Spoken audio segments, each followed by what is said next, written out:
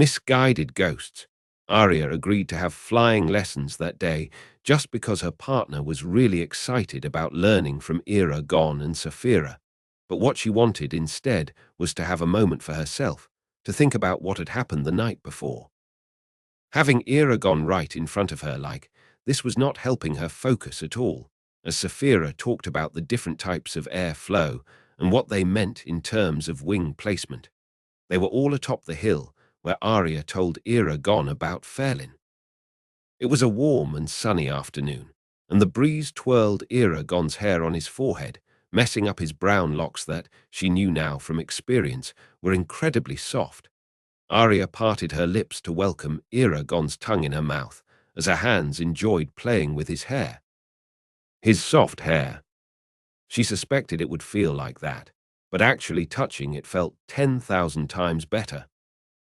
His kiss was different than the kisses she had had before, for it was somehow warmer and rougher. His beard would either brush her skin or rub on her face depending on his intensity, and the sensation was at the same time new and expected, for she had imagined it all before. She had spent a good amount of time alone during the last decade thinking of how his touch would feel, creating scenarios inside her head where he would show her how much he wanted her. He did exactly that, but being Eragon, he showed her a lot more. He showed she was safe, whatever that word meant. Vernon's tail came to poke her on the back. Pay attention. Saphira will be mad if you keep daydreaming instead of listening to her. At his reprimand, Arya focused her eyes on the blue dragon as she demonstrated the movement Vernon should make if he didn't want to be dragged by strong winds coming from north. Eragon was standing by his partner and held a laugh when he saw Vernon's gentle nudge on Arya. What made her get her eyes back on him? His playful eyes in nothing resembled the ones he had the night before. Eragon's feline walked her. She was ready to lay down her apologies in the most rational way she could think of, but his stare of pure fire made her tremble with anticipation. He was getting closer and closer, and her legs were getting weaker and weaker. A heat started to form inside her core. This time Eragon couldn't hold his laugh and let it out completely, untangling her from her memories. "Are you all right, Arya?" Eragon asked. She noticed Saphira had stopped explaining and wondered what was the expression on her own face that made them realize she was far away from there. "Saphira asked you a question, Arya, and you missed it completely." Vernon was annoyed with her lack of attention, and she noticed he had opened their conversation to everyone. "I'm fine. I was just daydreaming," Vernon accused. "I'm sorry, Saphira." "Could you repeat the question, please?" "Sure. I asked you and Eragon if you wished to stay on the ground and observe or to fly along with us." Arya had no idea which option to choose. Gladly, Eragon came to her rescue. "I believe we will make more sense of what you spoke of if we stay here, Saphira." The dragon blinked in acknowledgement and took the skies with Vernon right behind her. Eragon moved to Arya's side, still holding his amused expression. "Are you sure you are all right?" "Yes." "And stop asking me that." He raised his hands in surrender. "Fine, I will. You just seem a little off today. I hope it's not because of anything I've done." His eyes shined with playfulness. Arya cleared her throat, feeling her cheeks starting to burn. She looked to the dragons, faking attention to their maneuvers. "I wouldn't be so self-centered if I were you." Her words were cold, but the sound of it was barely a shaken whisper. Eragon took her front and came into her field of view, bearing the most splendid smile she had ever seen him bear. She lost her line of thought for a second. "You don't need to be so disturbed by our kiss, Arya. I promised I would wait, and I will. I even swore I wouldn't ask for more than what we already had. So I'm glad you took the lead then. You did ask. You said meet me halfway." She did feel disturbed, but not by him, but by herself and her inability to resist him. "I believed it fits our grey area." He shrugged. "Doesn't it?" He bent the language just the way she had done the day before. "Clever of both of them. Our grey area," she smiled. "It will someday be the ruin of us. Again." Harsh words, soft tone. or our triumph. Eragon enclosed the distance and pulled her into a fond hug. His lips reached her forehead and placed there a warm kiss. Don't worry, all right. We will figure this out with time. I promise. Arya felt her heart almost explode. How could he be this caring? Part of her wanted to say that it was because he had already gotten what he wanted, her affection.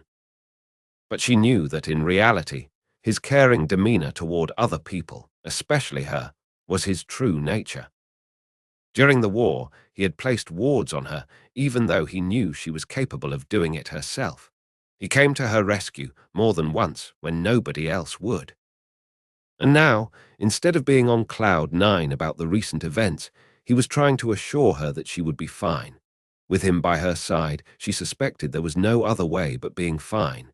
Enlacing her arms around him, she nodded and rested her cheek on his shoulder.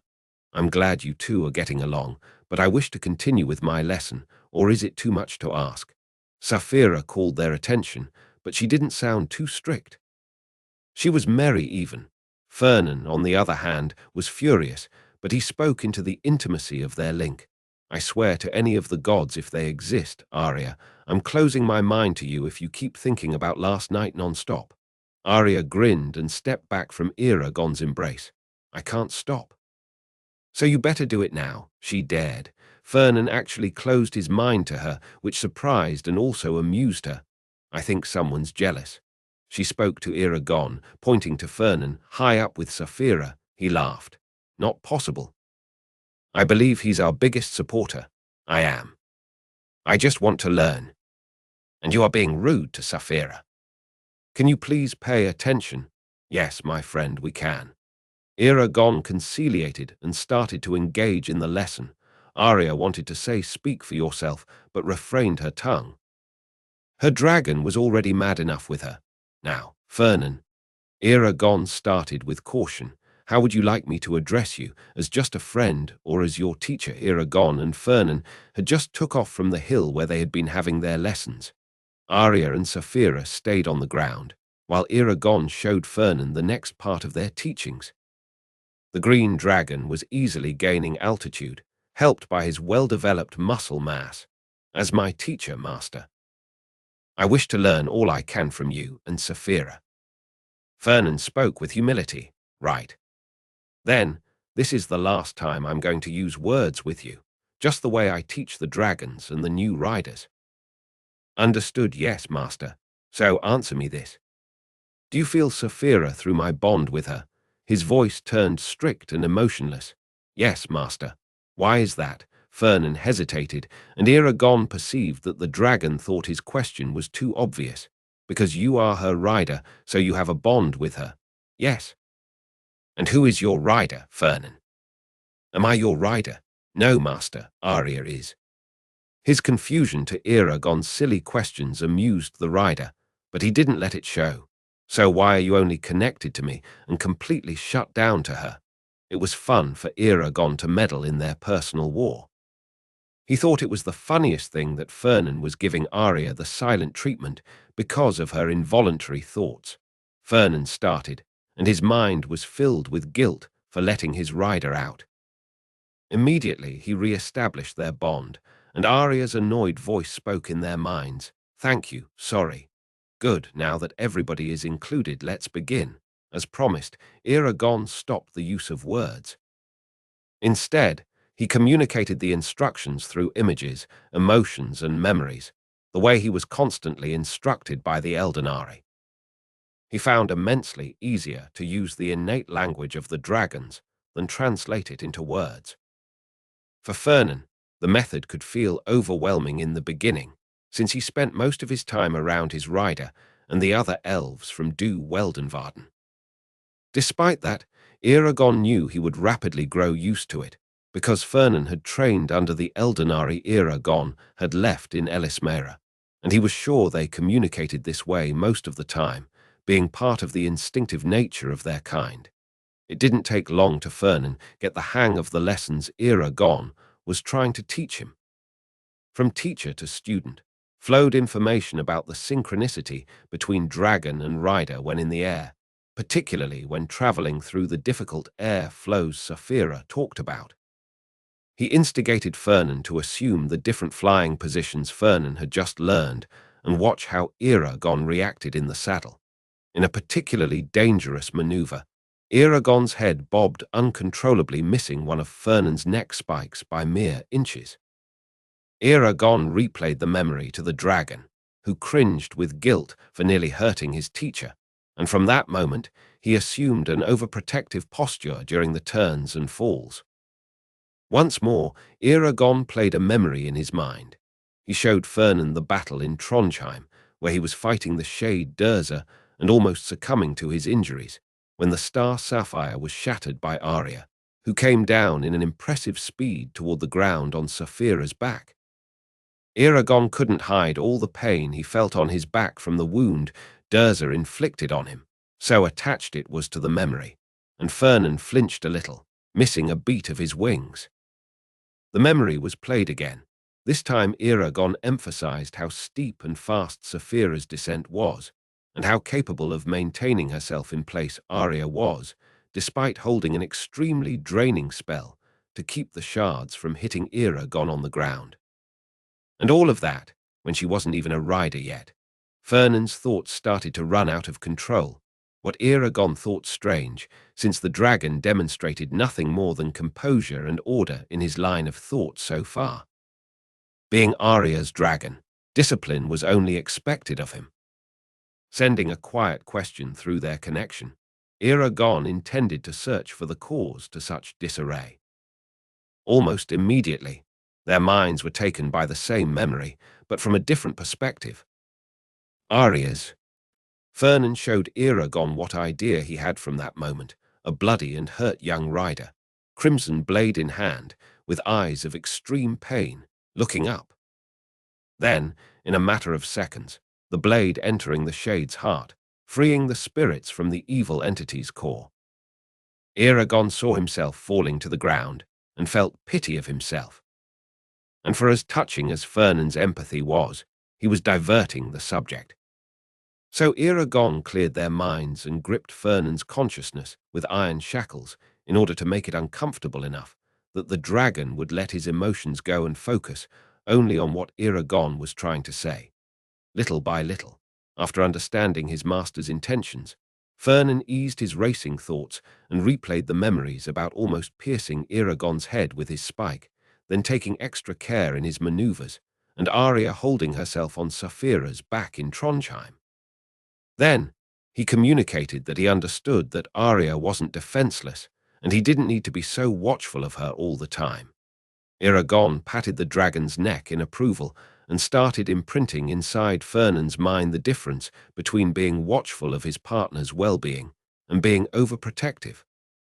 He explained silently that sometimes, in battle or in a moment of great danger, both mind and spoken communication could be compromised, so reading the body signs of each other would save their lives. He proceeded indicating that a movement of his feet or a squeeze of his thighs could mean a request to move right or left, higher or lower. Leaning forward or back also meant different things, so the touch of the rider's hands on the dragon's neck. But he made very clear that each pair had their own unspoken communication, and it was Fernan's job to read Arya's body signs.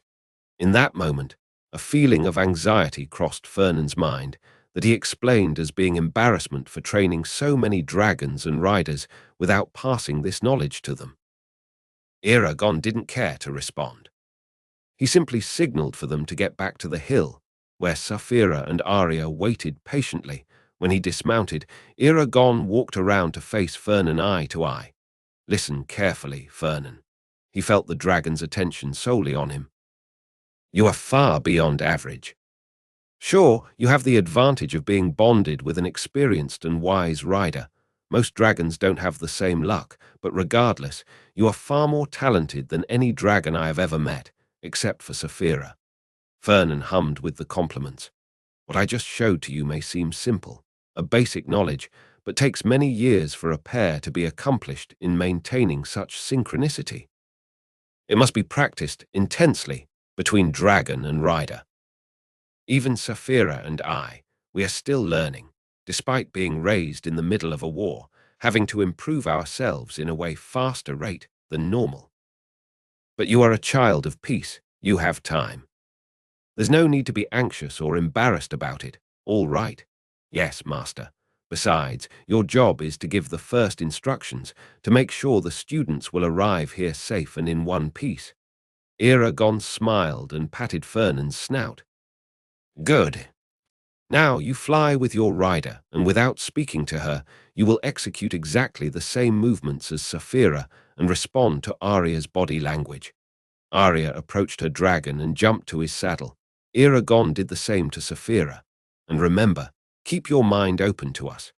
He said that to Fernan, who agreed and kept the connection, but he also felt Arya's melody sound louder in his mind, being directly connected to him, not only through her bond with Ferna. He realized that all four of them were merged in one big consciousness, in a way he had never felt before. He saw with his physical eyes as Arya gasped, her eyes darting to look at him. You feel it? He asked her. This bond, she hesitated. Vast, Fernan completed. I'm impressed too, Eragon smiled. I didn't expect that our minds would connect so well with each other. No, I think it's unprecedented. Saphira also seemed shocked by their ability to merge together. And you, Saphira, it's like you have an entire forest inside you mind, so rich and precious. I'm impressed, Arya complimented.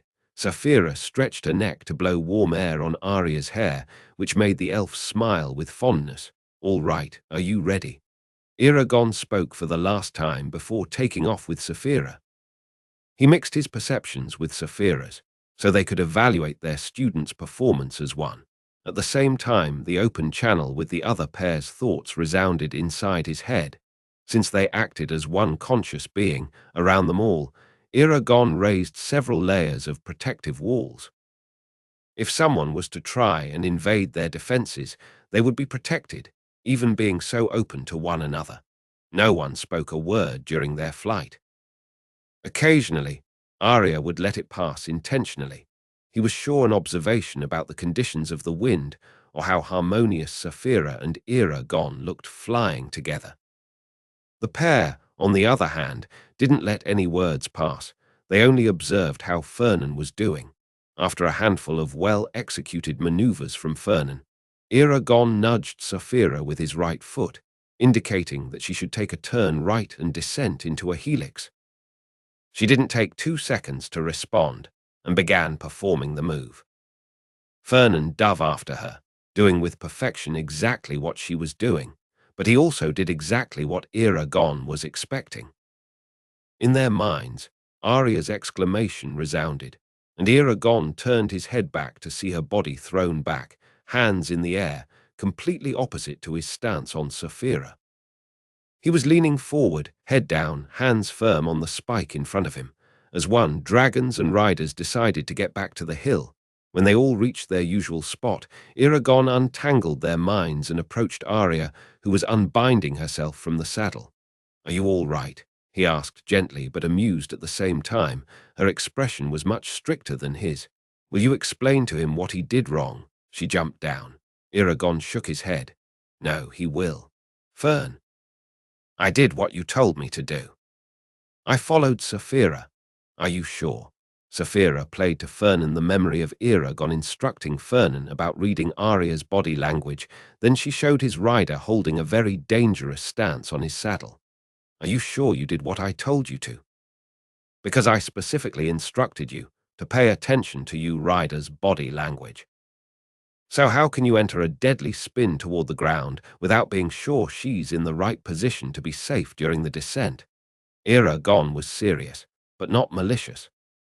He wasn't trying to make the dragon feel bad. Fernan looked from one to another. He seemed betrayed, like they tried to make him fail. You knew I would fail, he growled. Eragon sighed and smiled with kindness. I also knew you would never let Arya hurt herself. But I needed you to experience this feeling of failure, of disconnection between you two, so you could value the subtle hints she gives you up there. The dragon seemed shaken. We will do better next time, I promise. Arya spoke in the most subservient manner possible without addressing Saphira and Eragon as masters. Eragon nodded to her and turned to Fernan. He waited. After a minute, the dragon seemed to get back to himself. Yes, masters, we will be better. Eragon opened a big smile and got closer to Fernan. Of course you will. And knowing the two of you the way I do, I know you will master this technique in no time at all. He caressed the soft spot under Fernan's jaw. And we better practice if we want to go meet the wild dragons. Fernan and Arya reacted at the same time. The dragon wiggled his tail and looked from Eragon to Saphira repeated times. Arya dropped her jaw. The wild dragons. I thought you said they had found a hidden lair. I did. It's hidden to the world, not us. Eragon said casually. Will they allow us to visit them? Fernan's excitement could almost be touched. They will, because you will be with me, Saphira said. Saphira is our link to them. She is respected as their elder, so we should be fine. But it's a difficult flight to get there, and there's the possibility of us angering them to the point they decide to use mental attacks on us. That's why I'm instructing you to use body language instead of mental communication. Arya seemed concerned, opposite to her partner's posture. He was almost jumping up and down. Eragon smiled to him. Now, calm yourself. It's time to rest, my friend. Enough with the lessons for today. Enough with calling me master for today, too. He laughed, and the dragon's mood eased under Eragon's affection. All right. Thank you for the lesson, Eragon and Saphira. I'm looking forward to our trip to the hidden lair, of course. Eragon said gently, would you remove my saddle, little one? I wish to fly away with Fernan. And I suspect you and Arya have a lot to talk about. Don't you? Eragon felt her affection pouring through their connection and went to remove Saphira's saddle. She didn't say it, but he knew that she was as happy as he was that Arya reciprocated his advances. I believe so. Go, but don't forget about me, she nudged him with her snout. Never, little one. Never. Arya removed Fernan's saddle as well and went to sit on the ledge of the hill. The dragons took flight, leaving their riders mesmerized by their incredible beauty. Eragon took a deep breath and moved to grab a water skin attached to the saddle before sitting by Arya's side. He drank half of the skin's content in big gulps and offered the rest to her. She took it gladly. Do we have to talk more about last night? He asked. Arya seemed to think about it whilst drinking the water. I don't think it's necessary. It's been discussed already. She closed the water skin and put it aside. But I would like to address the fact that brought us there. Your refusal to fight. Eragon didn't expect that. Whenever he thought he was about to have a light and enjoyable time with Arya, things took a difficult turn. He shook his head and looked away to the sunny lands. The Edda River was gleaming under the bright blue sky. I don't think I want to. It's not a favorable subject for us to talk about. It's only because I wasn't being honest about how I feel when we talked about it before. You weren't either. Eragon waited to see if she would continue, still looking away. She didn't at first, but moved closer to him, until her arm was rested around his waist and her chin on his shoulder. It hurts to think you won't come to our aid when the time comes. That's how I feel. Her words came out on a soft tone, her breath brushing his neck. Hurt. Eragon turned his head slightly to her. Their cheeks were almost touching. Why would you feel hurt? It's not like you're defenseless, Arya. You are as skilled as I am, more even in many aspects. He was confused. She sighed. It's not that I'm afraid I won't be able to handle the threats or any other pressing matters. But I feel you are leaving me behind, just like you did when you left Alagaezia. Eragon noticed she was trying her best to be honest about her feelings. They rarely talked about feelings rather than their opinions, and he felt it was a good opportunity for them to get even closer. You feel that I'm letting you out of this decision too? Arya nodded, without moving her face away from his. He took a deep breath and looked forward. I never mean to exclude you from my decisions. But I don't know how much of my life do you want me to share with you? Because this is a life decision, not a strategic one. And this is how I feel. Why don't you tell me what made you choose not to fight anymore? I want you to share it with me, Eragon sighed. It was possible that Arya would think he was weak-minded. That indeed, he was a coward for letting the ghosts of his past haunt him like that. Possibly she would think his hardships weren't as bad as hers, for she went through loss over loss, imprisonment, torture, more loss, self-sacrifice, and endless challenges that he didn't even know about. But since she was asking, her interest in his feelings seemed genuine. He decided to open up about it. I'm too busy most of my days. I don't have time to think about my feelings or how my past experiences affect me today. But when everything is silent, when I'm alone at night, I see the things I've done, and they won't let me rest. Eragon felt her free hand enlacing his waist as well as it went to meet her other one. I know they were war acts, and all that I did was justified. That's what I tell myself, at least. But it won't stop my mind from racing from dead eye to dead eye, blank expression to blank expression. All of them lying lifeless on the battlefield. I don't want to fight because I can't handle its outcome, not the way other fighters do. I rather stay back, working the strategy instead of wielding the blade myself. Even a sparring blade can make my head hurt from all the memories. Arya kept quiet. What if she was judging him? She had seen how his mind was more disciplined and powerful than before. Surely she judged him weak for not taming his stray thoughts. Well, he judged himself for it. After all the work he had done in the last decade, he still wasn't able to block the images of death and gore inside his mind. Why not? Glida once told him that maybe he wanted to see it, so he wouldn't do it again, or it was a form of self-punishment. Either way, it was torture, and he wanted nothing to do with all the actions that triggered such self-destructive thoughts. Say something, he pled. Arya moved away and held his hand. I do it too, she whispered. I keep torturing myself with images from the past, just to see how much I can take.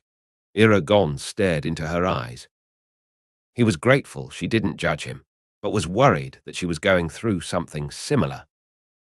Arya didn't deserve it. Are we crazy? He asked. She smiled gently and brushed his beard with her other hand. We are hurt. Hurt people do crazy things, don't they? Eragon knew it too well. Do you think we will always feel this way? I don't want to be a coward for the rest of my life. Arya's look turned into a strict expression as she grabbed the both side of his face. Don't say that. You are not a coward. I only said it to provoke a reaction in you. It was crazy and stupid. She softened her stare. But I was hurt. I felt lost before your constant changing, and hurt people do crazy things. He smiled kindly, which she responded in the same manner. We will learn how to deal someday. But that day is not today. Our pain is still fresh inside, she stated and retreated her hands. We can help each other, right? We must, for I fear there's no one else in the world that understands it better than us. Eragon agreed. He looked away again, thinking of how much pain they both had combined between them. Both lost their parents, both knew loss very early in life. They fought, killed, and cried. Their hearts were severed more times than he could count. But still, they were making themselves available for new feelings to grow, even when reason said it was wrong. So, Arya started hesitantly. Does it mean you will never want to spar with me again? Eragon felt the pressure fleeing his chest. After all they said, she was still concerned about his refusal to train with her, and that's the most important thing you got out of our conversation, she laughed, and he could feel the pressure exiting her as well. It is important. So, what do you say? Eragon hesitated. He wasn't sure how much of a trigger sparring with her would be, for he remembered having a lot of fun in the past, so maybe it was worth a try. Maybe. It might do some good, after all. Arya smiled, like a child that was gifted with candy. She leaned into him and placed a delicate kiss on his lips. I think I want to spar with you all the time if this is the reward, he teased. Silly, she said, but kissed him again. The taste of her mouth was incomparable to anything he's proven before. But it wasn't just her taste that locked him in a haze. It was her smell, the touch of her hands through his hair, the pressure of her body on his. There was also the little sound she made when his mouth would get too eager on hers. When he thought the whole experience was too much for his heart to handle, her left hand let go of his hair and reached behind her back. In a second, she unlocked the door and slipped through it into the dark hallway. Good night, Eragon. Her soft voice echoed inside his head and put him to bed that night. Maybe Arya wasn't the only one distracted by last night after all.